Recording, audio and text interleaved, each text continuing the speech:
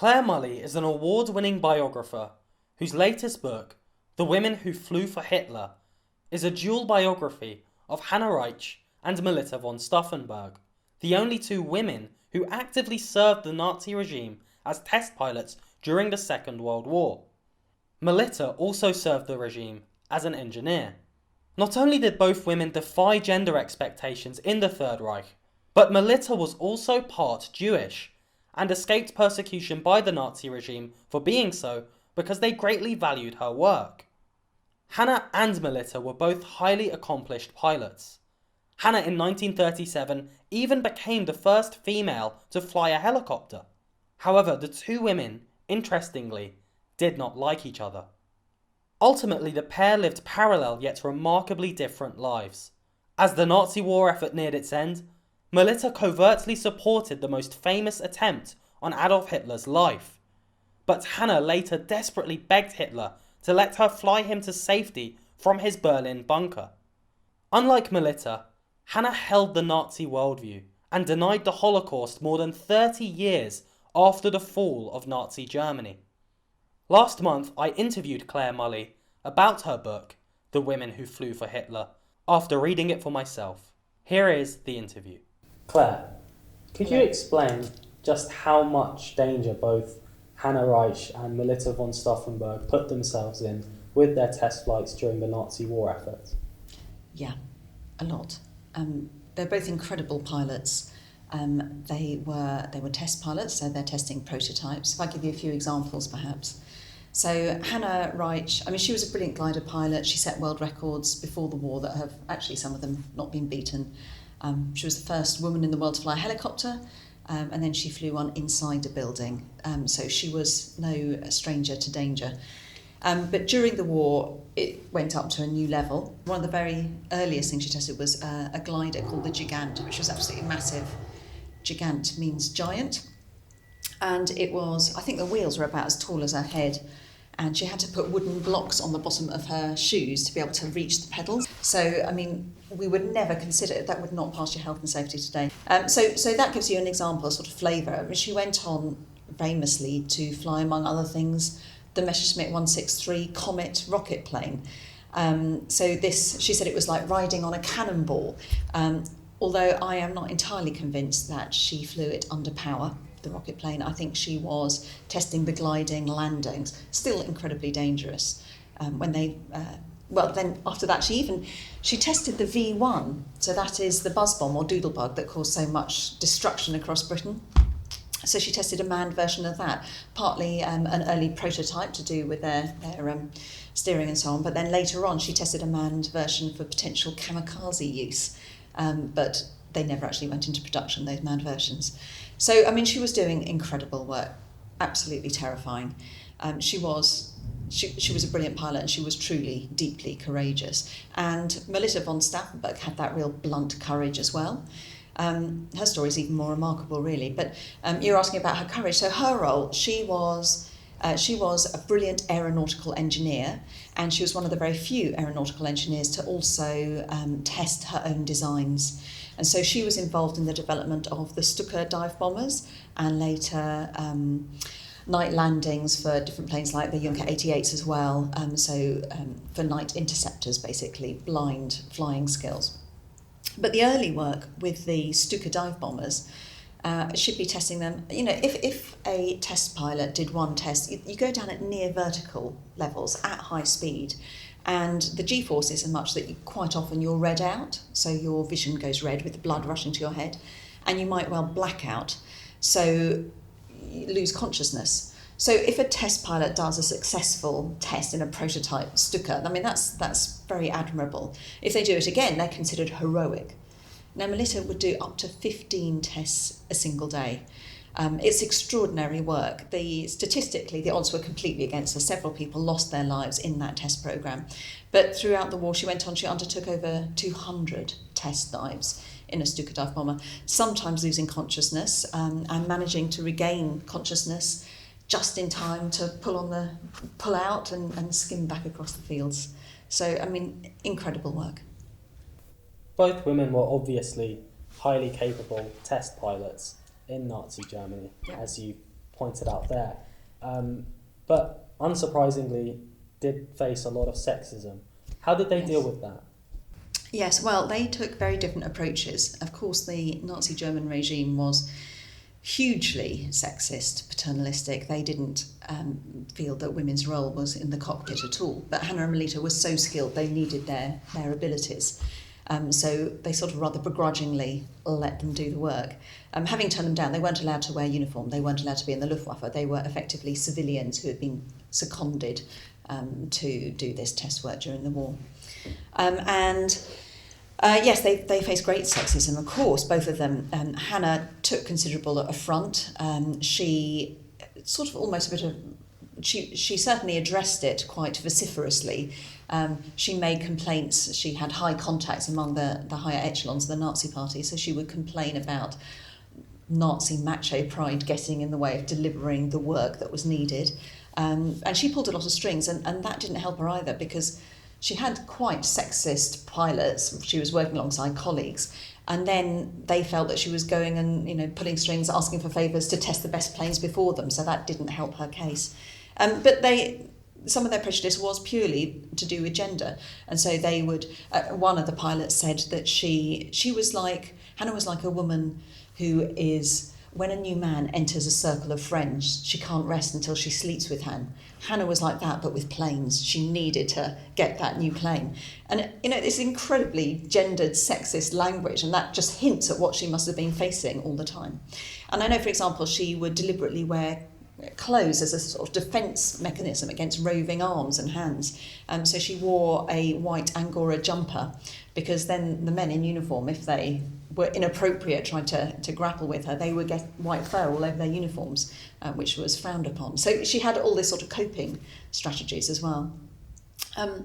Melitta, a very different approach. She in no way was particularly interested in championing the rights of women. Her focus was very much with the technical work that she was doing.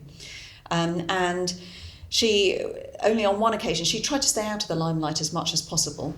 But on one occasion, she was eventually forced to accept she had to give a public speech. That was in Stockholm. And during that speech, it's wonderful because she never mentions Hitler by name. She never uses the word Nazi. She's quite clearly not doing this triumphant speech that was expected of her at the time. But she does mention gender. And so at one point she says, "We female pilots, we're not suffragettes." She is deliberately not pushing that case. And in fact, that's because she was brought up in those times and she'd internalised that perspective. I mean, she would do this incredible test work. She'd do the engineering work surrounded by male colleagues. She was paid a good salary for it. And then she would go home and she'd put on a pinny and cook lunch and act as secretary to her academic husband, because that was the wife's role.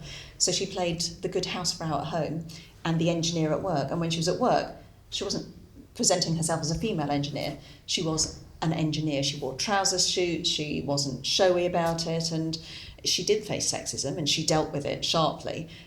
So we've got one record of a man co-pilot being distracted by watching her skirt rise up as she's flying, and she deals with it. But that's not her main agenda. Both women did not like each other. Why was that the case? Oh, so many reasons. So Hanna and Melitta, they knew each other before the war. They actually lived not that far apart from each other, where they grew up. They learnt to glide over the same green slopes before the war. And then in the 1930s, the sort of glamorous age of flight, they were part of this quite exclusive and elite circle of female aviators who were generally pretty supportive of each other. Incredible women like Ellie Beinhorn and Beate Earth. But no, Hanna and Melitta absolutely loathed each other. And I think there are a couple of reasons for this.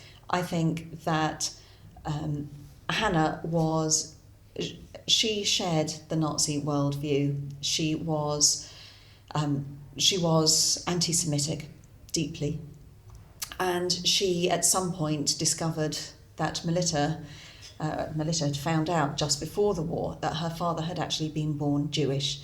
So Melitta was categorised by the Nazi regime as Mischling, or half-blooded. And she shouldn't have been flying anyhow as a woman.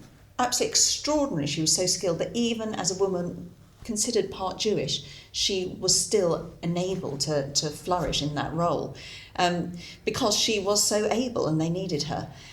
So Hanna, very unpleasantly, would talk about Melitta's racial burden. Now, how is Melitta going to respond to that? In any case, she feels... I'm sure she knew that Hanna was deeply racist. I'm sure that Hanna didn't hide that. We have several instances of people talking about their relationship, saying they wouldn't even deign to have a cup of tea with each other. I think that Melitta felt that Hanna was ill-educated. She had these appalling prejudices. And she wasn't an engineer, she wasn't an aeronautical engineer, she didn't really understand the planes that Melitta did, but she was doing extremely well in the regime because she was very good at networking with the senior Nazi leaders. So, I mean, clearly there's going to be a whole set of antagonisms there.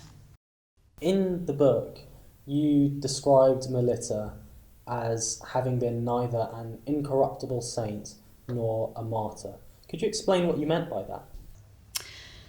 Yes. I think sometimes when we read things... My last book was about Christina Skarbek, aka Christine Granville, Britain's first female special agent at the Second World War. She was a Polish-born woman. She was absolutely extraordinary. She served in 3 different theatres of the war. She didn't have to serve in one as a woman, but she was parachuted behind enemy lines, and her achievements were a really significant contribution to the Allied war effort. Now, we're absolutely gunning for her. She's a total heroine. Yes, I mean, she had bad points, she had weaknesses, and I explore those in the book. It makes her more interesting. But we are totally on side with her. With Hanna and Melitta, it's tempting to think that they're purely the bad guys, or perhaps that I have a yin and yang, a goodie and a baddie in this story. And they're certainly at different sides of that spectrum, but they're not completely opposite ends of it. So they're not cartoon characters, they're real people. Biographies are about the truth of real people. And they struggled through times of dictatorship and war, which perverted the conditions of society in which they lived. And they made very different decisions. Neither of them were, clearly neither of them were in any way a saint or a martyr. Neither of them were at the opposite extreme either. But they were at different ends of that spectrum, somewhere between culpable and complicit, yes. So how would you best describe the process by which Melitta got to a point where she supported a 1944 plot to assassinate Adolf Hitler? Yes, well, Melitta, we don't know when exactly Melitta found out that her father had been born Jewish and had converted to Protestantism well before she was born. But it was certainly before the war, and she has a very different perspective on the rise of the Nazi regime from Hanna right from 1933 onwards. Hanna sees Adolf Hitler restoring jobs, providing affordable holidays and cars, social stability, fighting the communist threat, and so on. She thinks it's absolutely fantastic. They're this dynamic new regime. Melitta, where Hanna sees bunting and parades, Melitta sees the destruction of decent civil society. She sees the arrests of the Social Democrats, the union leaders, not just the communists. She sees violence on the streets, but state-sanctioned violence. So she is critical very early on from the regime. Of course, she does work for Nazi Germany. She's very significant in the development of the Stuka dive bomber, which had huge importance in the war.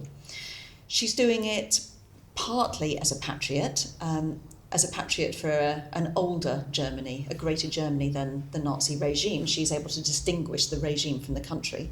And her country is at war, not just the regime. But she's doing it partly also to protect her family. So she is offered equal to Aryan status so that she can continue her work.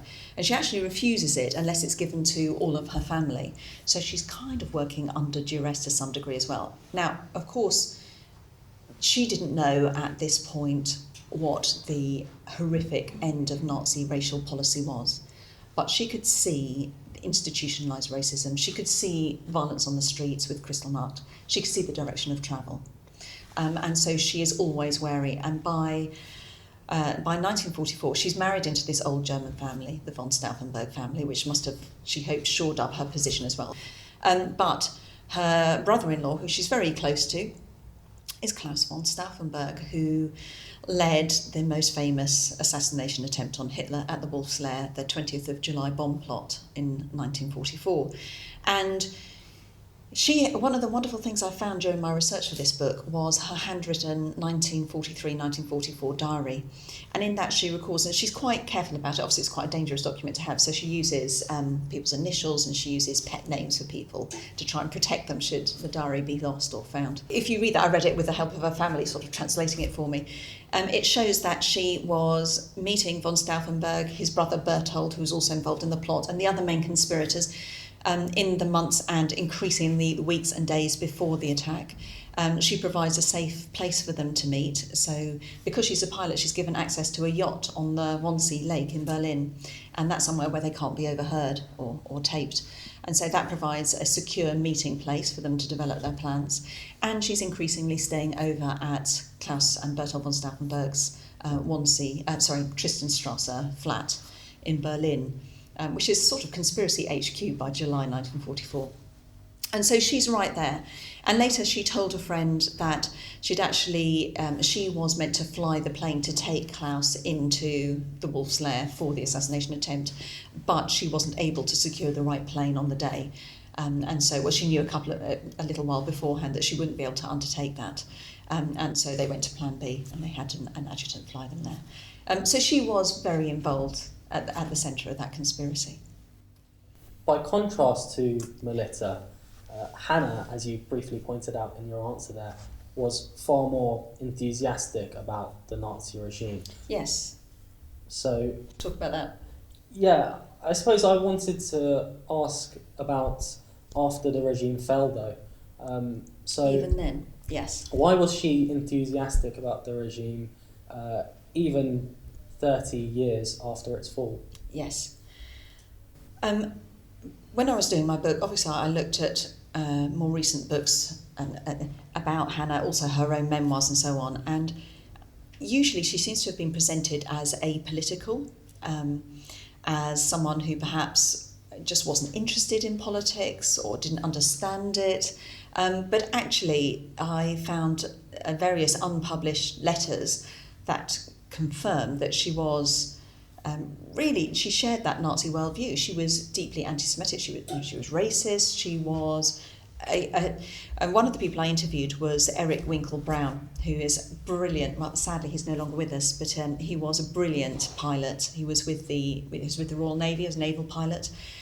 He's also a test pilot. He's flown more different kinds of planes than anyone else in history. He's an absolutely remarkable man. And he knew Hanna before the war. They met at the 1936 Olympics. They met again in 1938 at the very end of the war. And they had a relationship, a professional relationship after the war as well. And he said to me that, he admired her flying skills, but he detested her politics. He said that she was a fanatical Nazi. And that is absolutely borne out by these letters I found in a private collection that have not been seen or published before, but previously, and in which she talks about horrendous stuff. She talks about the Holocaust industry and the Jewish lies about Holocaust, and it's incredibly offensive. It's extraordinary that some of these letters were written in the 1970s. So the evidence is there. She was shown the evidence repeatedly in her life. So why did she deny the evidence right up until her death in 1979? That's a good question.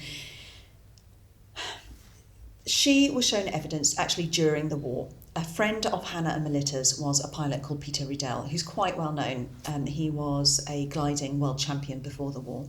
And he was an air attaché first to America and later to Sweden in the war for the Nazi regime. And while he was in Sweden, that was the period when the Red Army is moving forward and they liberate the first of the concentration and extermination camps, which is called Majdanek, where horrendous numbers of people were killed in the gas chambers. I think they found 800,000 pairs of shoes there. And Photographs were taken and these were circulated. They took photographs of the camp, and they also took photographs of papers that had been discovered there that the Nazis who had pulled back had failed to destroy. And these included documents showing that Himmler had visited Maginot Camp and approved of the way it was being run. So these papers were somehow slipped to the Swedish, to the embassy where he was working. And he was horrified by them, horrified by he suddenly felt this surge of guilt, these rumours that he'd heard about, that he'd hoped were sort of one-off generals acting not under orders. Clearly, that wasn't the case. Clearly, this was regime-backed genocide. And he was absolutely appalled. And for some reason, when he's recalled back to Berlin, he decides to take these documents with him. I'm not quite sure what he was intending to do with them. But what he did do with them was, Hanna mentions they have having lunch. Actually, Peter met Melitta in the morning and then goes for lunch with Hanna in the afternoon. And Hanna mentions how she's just, had some engagements with Himmler, and she praises him. And Peter Riedel is appalled because he's got these documents. So he gets them out and shows them to Hanna and says, look at this, give me your opinion now. And she screams at him. She cannot believe it. She refuses. I mean, she's quite violent in her yelling, this is Allied propaganda. How dare you believe it?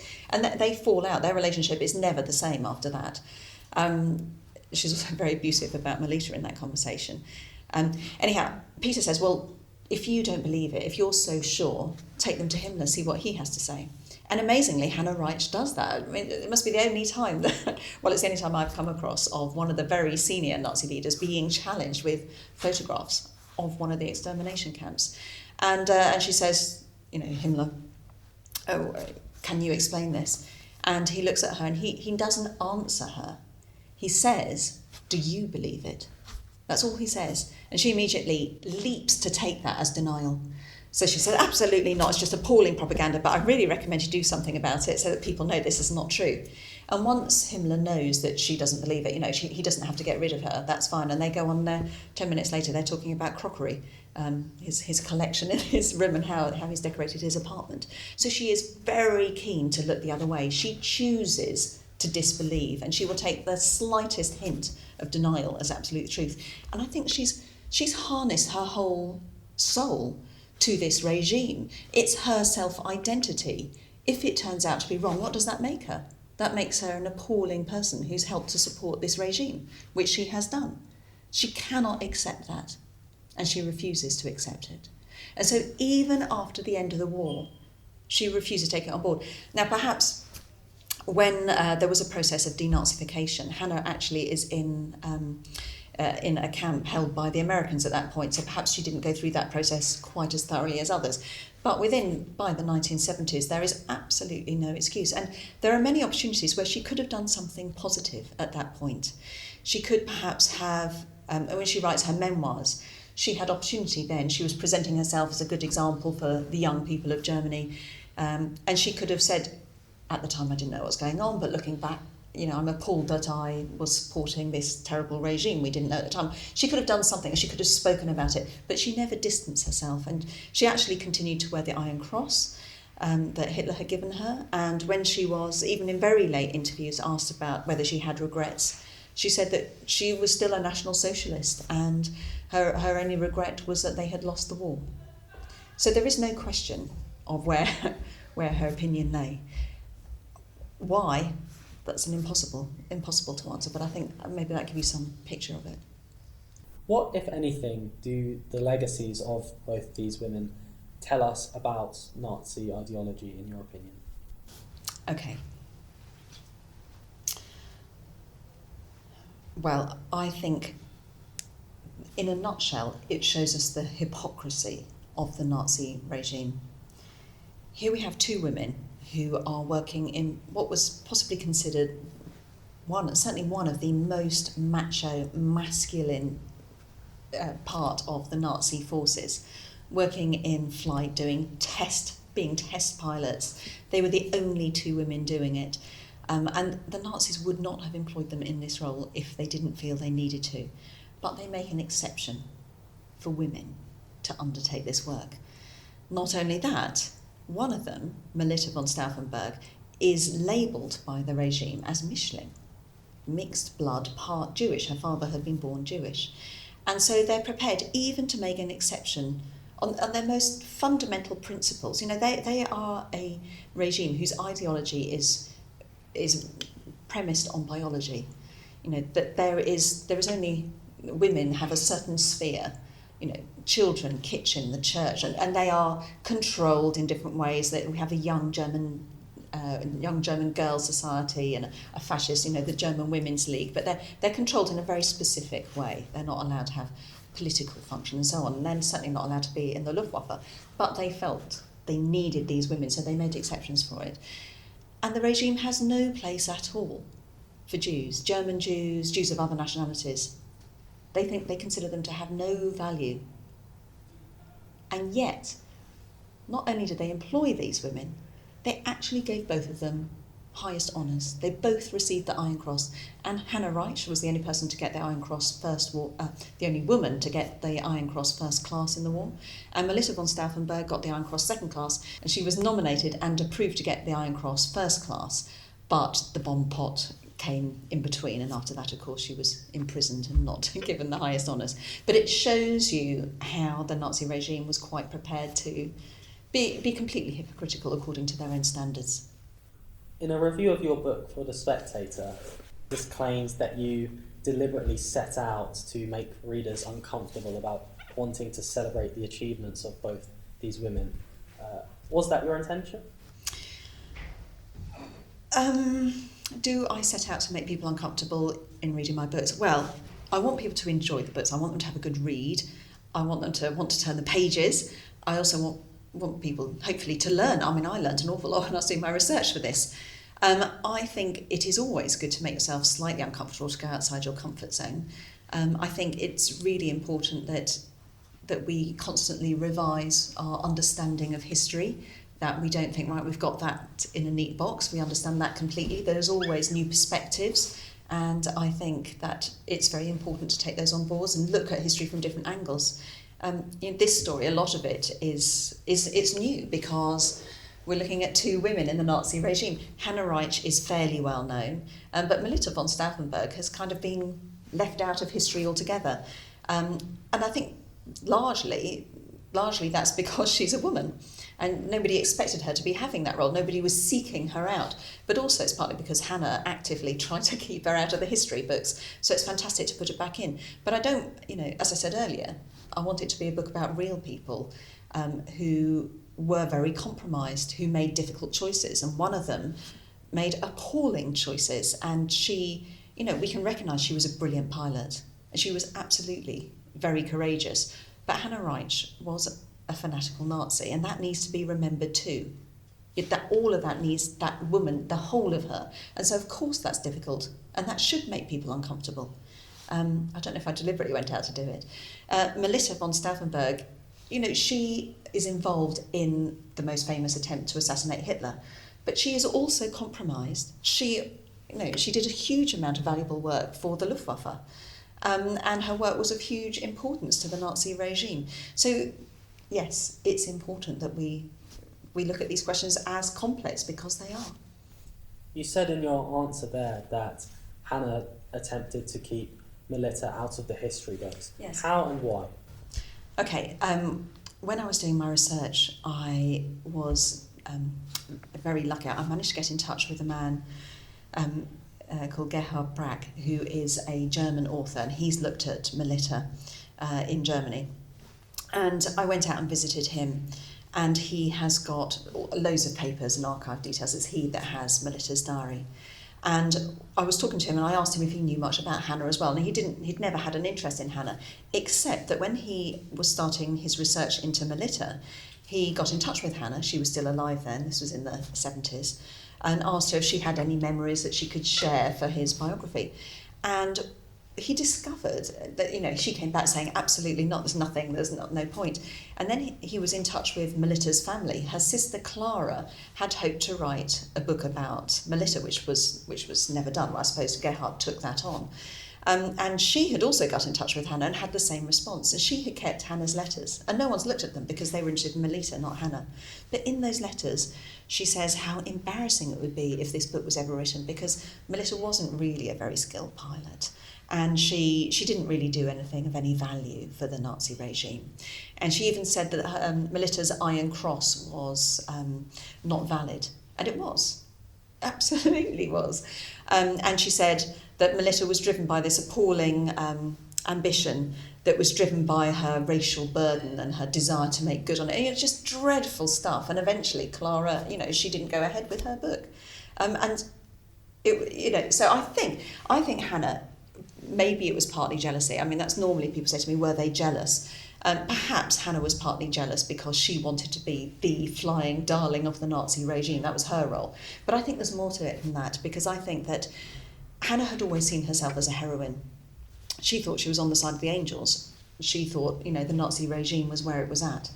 And if Melitta was re-looked at and re-evaluated, and people started saying that Melitta, who had tried to fight against that regime, if she was a heroine, well, what did that make Hanna? That would negate her life and her impression of herself. So I think she was very keen to keep that history hidden. Do you think the fact you are a feminist impacted the way you wrote about these two women at all? I am a feminist. I believe in equal opportunities for everybody. It's possible that I might not have come across them had I not been seeking to write about women. I have an interest in women in conflict. That's not all I'm interested in, but it is fascinating because in times of conflict, women have had new roles open up for them that they wouldn't necessarily have had before, both on the home front and on the front line or behind the front line as a special agent. So I think that's fascinating, and I have found that a lot of the work that's been done on women more, certainly special agents, tends to present them in rather romantic terms, quite a bit of focus on their appearance rather than their achievements. And so I thought it is important to try and give a more balanced view.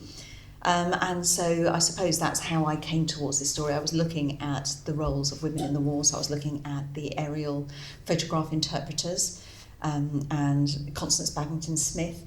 One of the nice ironies, at one point she would have been looking at photographs of Peenemünde. She was the person who found the V1s and V2s in the photographs for the first time, that identified Peenemünde on the Baltic coast as the Nazi proving ground or testing ground. And one of the dots on one of those photographs walking along to do the test work would have been Hanna Reitsch. So you had women on either side of a lens, either side of the war. That is a story that hasn't really been told. And I was originally going to write about Constance Babington Smith and Hanna Reitsch, but then I came across Melitta's story and knew that they made such fantastic foils for each other. And that was the story I had to tell. So yes, I guess it has brought that in. Certainly I'm aware of the importance of female stories, and I think that there is a rich seam of untold stories there that really, whether it's women's history, it's just history, but a new angle, a new perspective is good. It's always good. I wanted to finish up by asking a hypothetical, yet somewhat topical question, which is this. If today, in a public square in Berlin, there legally existed statues of both Hanna Reitsch and Melitta von Stauffenberg that were built for propaganda purposes by the Nazis, would you, as a historian, support their removal? Firstly, they would never have built a statue to Melitta von Stauffenberg. Had they been successful in the position to build statues to these women, I think by then they'd have got rid of Melitta von Stauffenberg and erased her from the history books anyhow. I don't think they would want posterity to know that they had employed a woman who was part Jewish in such a significant role. Robert Harris's book Fatherland, which I love, fantastic book. Towards the end of it, because it's a dystopia in which the Nazis have won and is in the 1970s or something, in that parallel universe, and he mentions at Goering Airport there is the rust-pitted eyes in the statue of Hanna Reitsch. So yes, it's a lovely image, and I'm sure they would have erected a statue to her. He's absolutely right. However, if there were remnants of these statues that had somehow bizarrely still survived to this day, so you're asking about the big issue about taking down the statues. I think that I think that history is not, I don't want to whitewash the past. I want to understand the past, how it happened, because how else are we going to learn from history? We need to look at our sources. As any good history student knows, every text has a context. Every statue has the context in which it is erected. Now, the history isn't just the statue. It isn't the aims of the people who carved it and placed it. It's also what it tells us about their thought processes when they were deciding to put a statue to that person there.